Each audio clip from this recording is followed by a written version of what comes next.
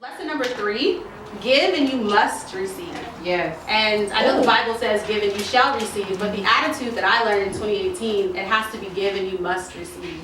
Anything that you give, or I learned, anything that I give, whether it's in my relationships, work. Okay, let's talk about work. If you're giving to work and you're not getting anything back, okay, as far as your development in your business, whatever you give, your revenue should be 10 times whatever it is that you give.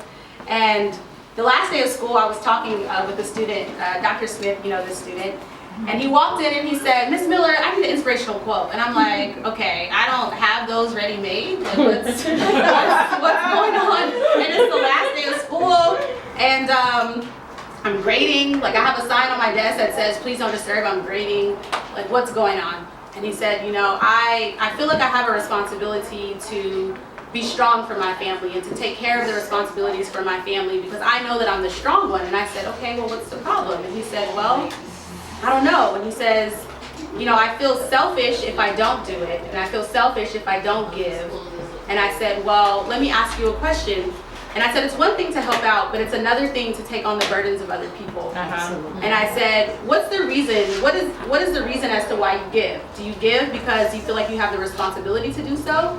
Or do you give because you want to give out of the goodness of your heart? And he said, I give because I feel like I have a responsibility to do so. And I said, that's fine. And I said, well, what is it that you want? And he said, well, Miss Miller, I stopped living for myself a long time ago. And I said, you're only 16. I said, if you stop now, you're going to be living your life for other people at 25, at 30, and at 40. And he kind of looked at me blankly. And then I said, well, what's the issue? And he said, well, I feel selfish asking for anything in return. I'm the captain of my baseball team. You know, I hold the family together. I know that I'm the strong person, like many of us in this room are the strong person, and we can do it.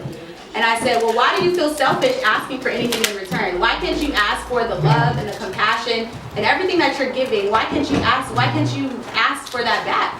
And I said, I'm going to tell you something, and it may rub you the wrong way, because it rubbed me the wrong way when I first figured it out.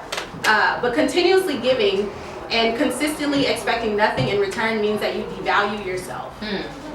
Consistently giving and consistently expecting nothing in return means that you devalue yourself. Say that again. And as I was speaking to him, I was actually speaking to myself. Right. That we are worth the love and the consistency and the efforts and the time and everything that we put in every aspect of our life, whether it's finance, business, our relationships.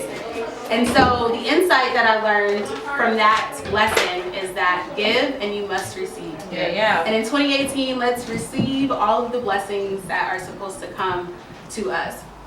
If you follow me on Instagram, I was shouting on my Instagram story that 2017 was a preparation year. Just wait for the breakthrough, right? Just wait for the breakthrough. But I realized that the challenges that I went through in 2017 were actually blessings in disguise.